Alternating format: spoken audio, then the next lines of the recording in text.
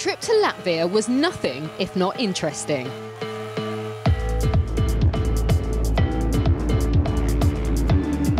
And Geiser, oh, Prado! Van Horbing then sinking down the order.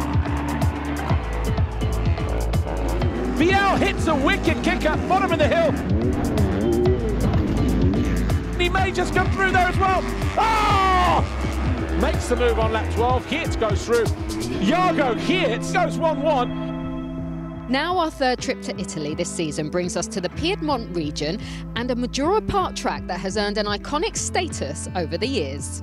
Its return to the MXGP calendar saw Jeffrey Hurlings emerge from the mud victorious last year. But with the bullet announcing that he will sit out the entire 2022 season, it's time for others to shine.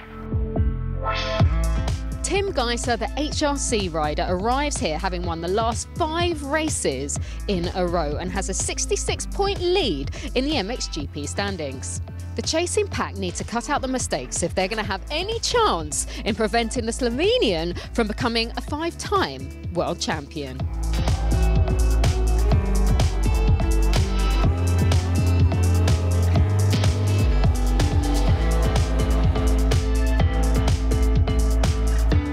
In MX2, the title fight couldn't be any tighter. Jago Geertz and Tom Viel are locked together at the top of the pile. But Jago Geertz has 6 race wins, which means the red plate is on the front of his Yamaha. Those two will battle for gold for the rest of the season, but there are plenty of other riders looking to make their name at world level. This track has plenty of ups and downs, but how will the fastest dirt bikers on the planet get on at the MXGP of Italy?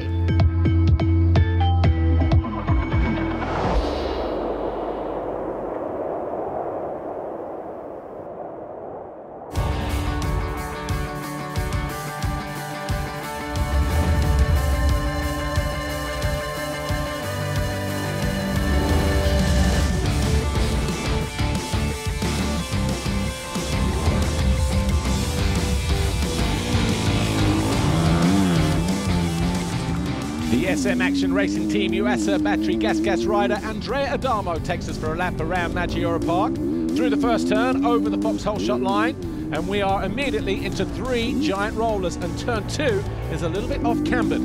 It's 180 degrees, a short burst into turn 3, banked to the outside, and then we have these waves continuing up the hill. We go under the bitchy banner and step up into turn 4. Launching downhill, a high-speed descent, hard on the brakes into this next right-hander. It will get rutty and it will be interesting through there, as certainly at the start of the race.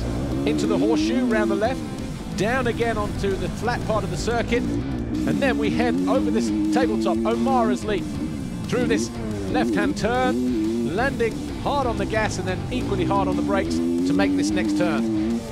Uphill, we go left under the FC Moto banner. We shallow out here before we hit the second of the Monster Energy jumps. And then in this left-hander, falling away on the exit, and it continues to fall as we head under the city banner and then into this step down. You can either go tight to the inside or round the outside and cut back. Use the left as you set yourself up for this next right-hand turn. The racetrack here, just over 1,700 meters long, a mixture of hard and stony ground, very hard and slick in places. Dropping downhill through the valley and then over this crest, landing a short drop and then uphill into this left-hander. Then we have a huge step down here. Again, full acceleration mode before we hit the Liquimolo jump. Down past pit lane, through the left. This is the final turn. We hit the Monster Energy finish line jump just here. And as we come into land, we go right, left, back down the start straight for another lap of Maggiore Park.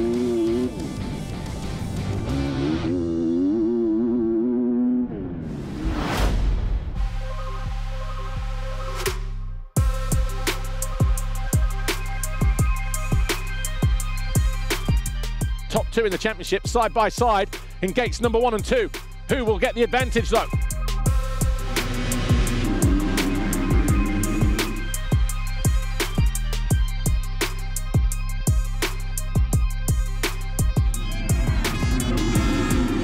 But Guadagnini with the foxhole shot. for the first time this year. The Italians on their feet. Vial second, Geerts third. Oh, and then Guadagnini down and Vial down and Benetton down. A gift for Geerts. Carnage in turn 3. Kai Carsmakers in the ship to cycle Honda SR Moto Blues rider going alongside him, and they are bar to bar. There's not much room for negotiation through there, but Rubini does go through at the end of the first lap into second place.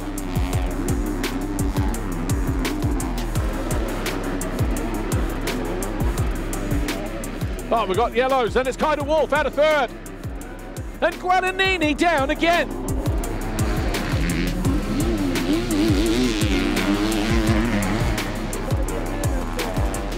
Carsmakers is in third, Gifting is fourth. That's these two here, both the Hitachi KTMs.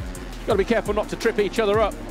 Leans on his younger teammate, who gives him a bit of elbow. Gifting does go through to third, though. Right, Horup, right back onto the rear wheel of 33, Carsmakers. Carsmakers having a stunning ride as well. Oh, and he makes a mistake. Commentators curse. Right around the outside he goes, and Horup at the inside, and he may get caught napping here by Langenfelder, gives him the elbow. 10 out of 10 though for Carsmakers, getting stuck in, and he finds his way back. Drag race to the top of the hill, who will it be? Langenfelder just finds his way past, so losing 2 positions in a couple of corners. But look at the gap coming down between Jago Geerts and then Rubini there. He's got traffic ahead of him and he gets held up.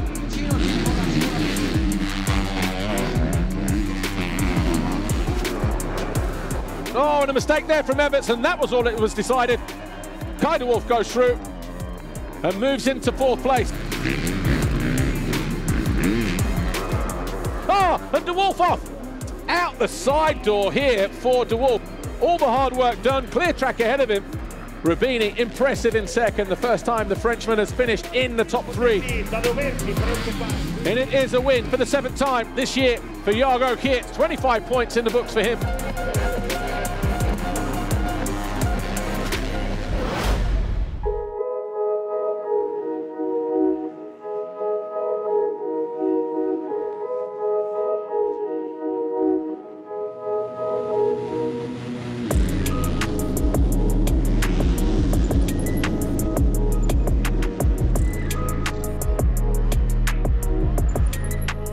And it's Vial, he nudges across on Jago Geerts as they go into that first turn, but from the outside, Kai Carsmakers doing what Guadagnini did.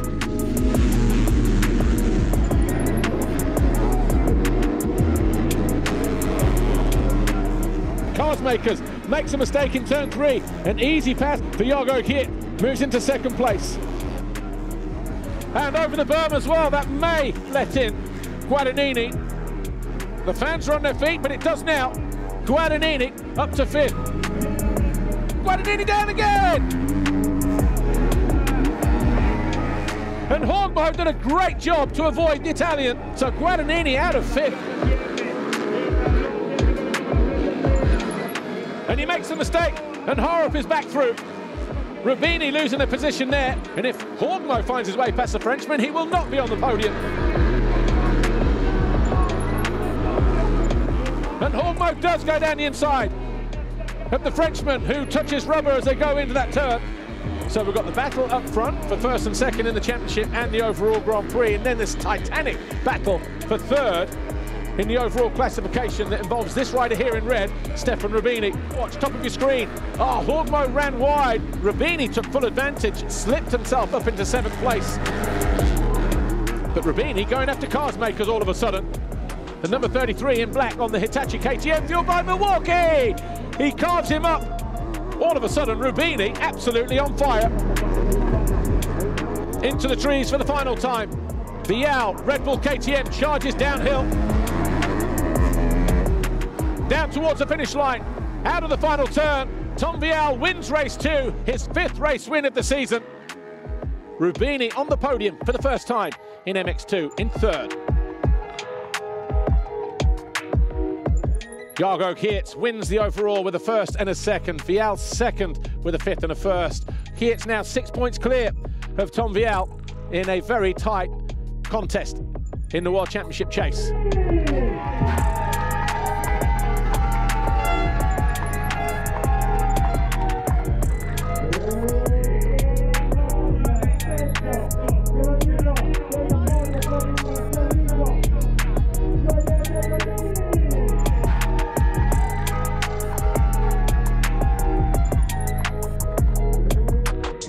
It's a really good weekend, you know, like first podium ever in MX2. I'm just so happy. Yeah, before the second race, I didn't want to be too happy, you know, because the weekend was not done yet. But finishing like that on the podium, well, it's amazing, you know. I had really down, but I could come back on top, you know, and it's just so nice. Well deserved. Thanks, Devin.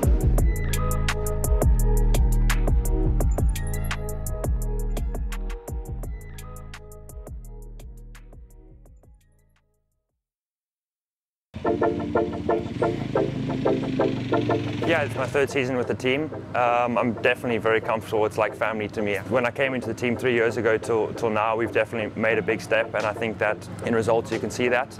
And with my riding, and I think definitely we will keep improving and try to get to fight for top 5 and to, you know, reach that podium. It's really nice people, and the bike is great. Of course, I didn't had like plenty of time to settle really how I wanted, but still, like I'm already quite happy with the bike and all the people I have around me. Having AJ as a teammate is awesome. It's been really good. We work really well together, and we push each other during the week, so it's been really great. I'm getting along really well actually with him, and it's really nice teammate. Not only like off the track, but also on the track. I'm waiting for the time when something goes wrong and then we get in the fight. But yet didn't have that.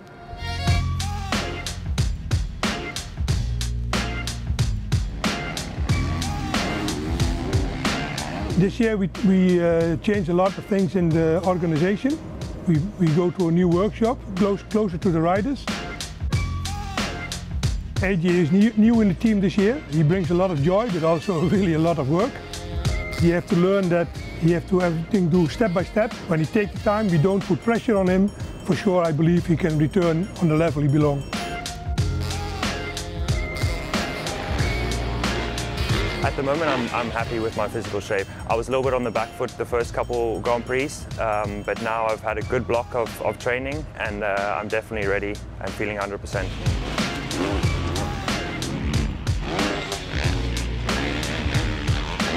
I'm really hoping to come to the time when I can really spend quality time and get good trainings and get really fit, good feeling on the bike. What went right for me in Sardinia? I think it was just everything clicked that weekend. Had a good qualifying, got 2 decent starts, and just rode like I do in training, and then had 2 decent results. I was quite stoked with that result last year. The vlog is something different. We started this show together with my teammates. It's just something to show the fans a little bit behind the scenes.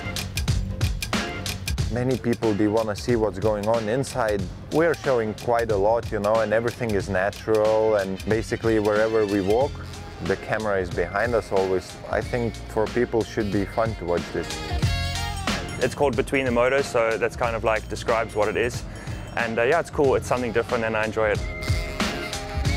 We are both like main guys normally, so we kind of created this complete vlog, and we are really growing. It's really fun to make, it's really cool project, and I hope it grows big.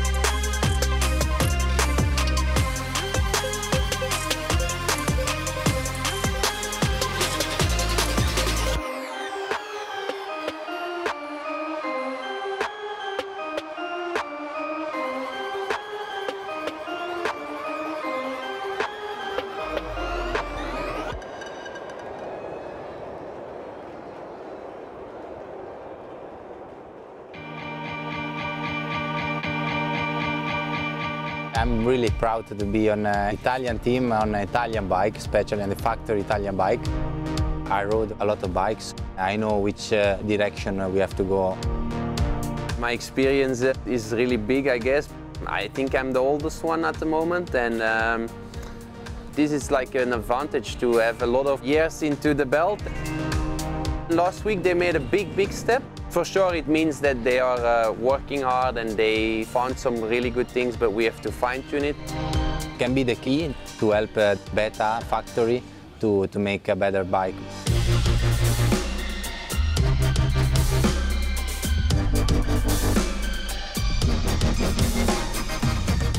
It's really nice to work and improve the bike. Now I'm working behind the things. It's really nice and really a lot of work to do. We try many things. We have a new setup that we'll bring on the next races.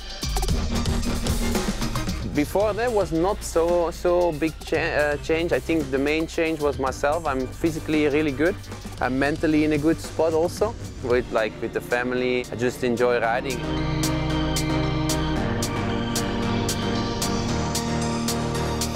It was going better with my physical condition, but in Portugal I get again a little bit stopped, a little bit unlucky. This year I get appendicitis. It was pretty hard recovery. I just stopped 8 days ago the antibiotics.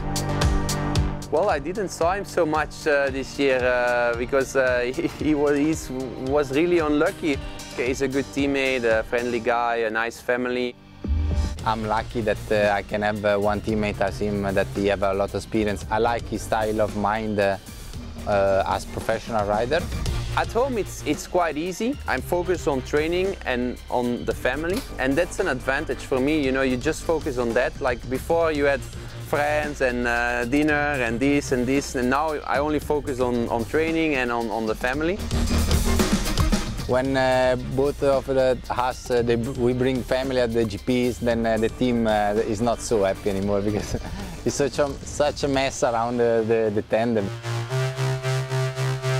When he has the kids and I have the kids, like they kind of can play together. Sometimes it doesn't feel like work and racing. I think that's the most nice thing to have babies around. So we are proud. It's nice that we can share also with Jeremy. Race talk, but even family talk, and that's something nice to share.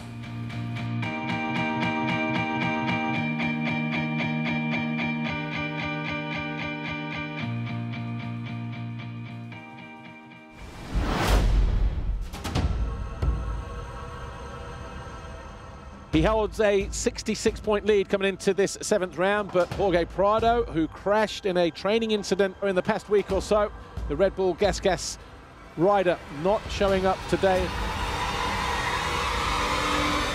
Round 7 of the FIA Motocross World Championship here. The MXGP of Italy at Maggiora Park is about to get underway.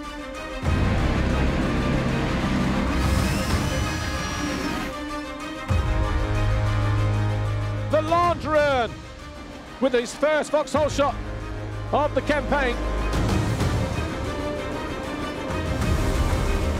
Maxime Renault gets the better of the Slovenian, takes a quick look across to make sure he can close down the door.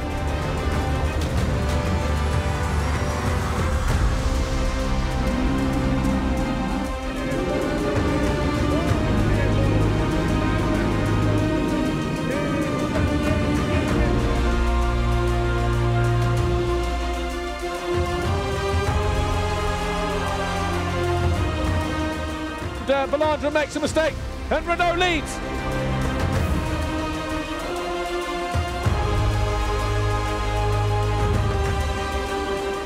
Tim Geiser gets the better of Valandren. Slides outside, inside, opened up the track. Impressive move that from Tim Geiser. Rain is falling down now.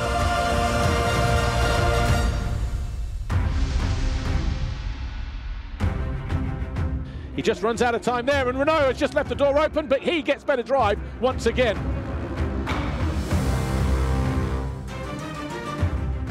We are getting ready for a Geiser move surely here.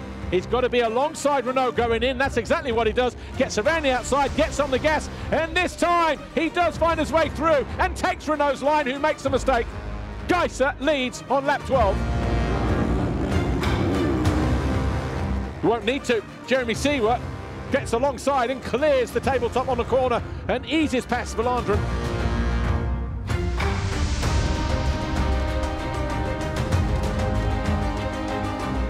Just needs to keep himself out of trouble now, Tim Geiser. No risk, +2. And Seawer gets around the outside of him, and the back marker at the top of the hill takes over second place.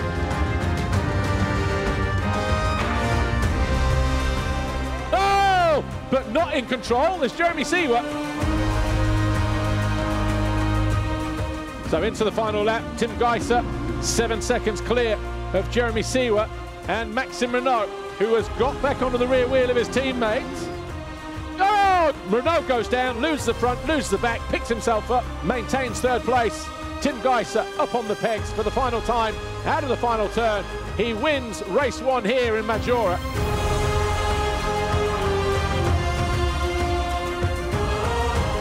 Jeremy Seawer, 5.9 seconds behind, congratulates Geiser on his win. Renault 3 seconds further back, under pressure from Valandren, but in the end, Maxime Renault, third for him, Valandren fourth.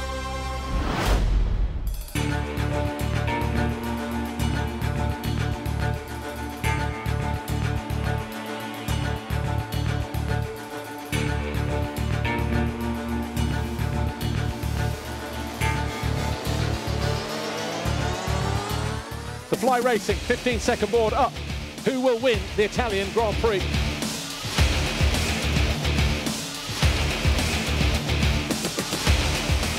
Watson around the outside for the foxhole shot for the first time for the Kawasaki rider.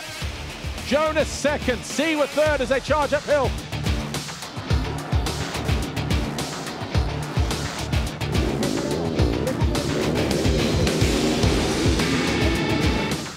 Pulls Jonas sides through. Jonas now leads with the fastest lap of the race. This time he goes around the outside of the Brit. Or does he? Yes, he does. Geiser now second. A lower line to the outside, and Seawer will outdrag Kawasaki down the end of the straight. Yes, he does. He moves into third. Fans really enjoying the action here in this second MXGP race. As Geiser closes in on the Latvian. Tim Geiser just sets the fastest lap of the race at the end of lap 4. We're on lap 5. He's looking to go around the outside of Paul Jonas, and he does find his way into the lead at the first time of asking. See where to get alongside, and he closes down the door, and he takes second position in the same place he lost the lead a lap ago.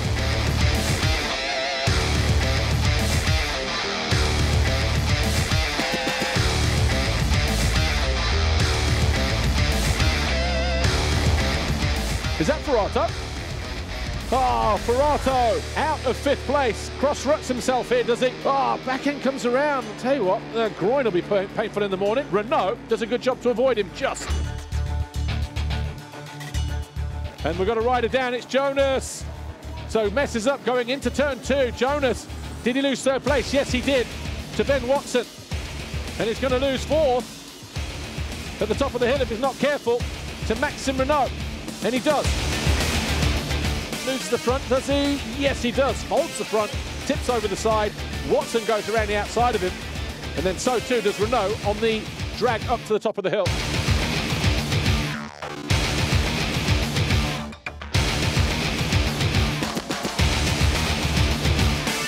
Renault does go through and into 3rd place.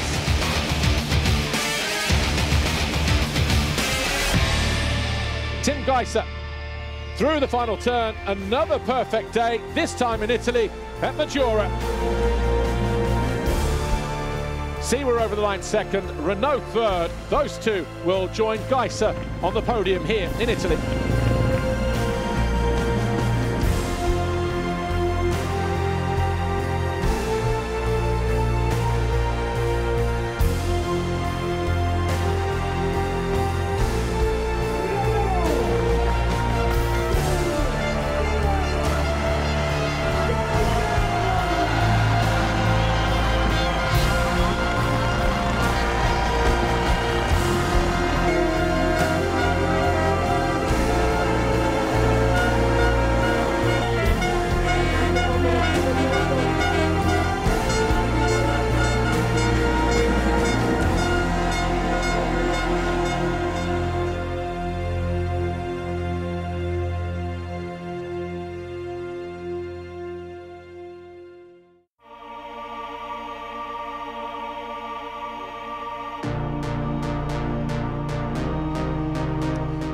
have been treated to some thrills, spills and surprises at this epic Majura Park track, while Tim Geiser and Jago Hirz extended their championship leads. We'll be staying in Italy next weekend for the 8th round of the FIM Motocross World Championship, and we'll be hoping for some sunshine as we head to the deep sands of Riolo Sardo for the MXGP of Sardinia.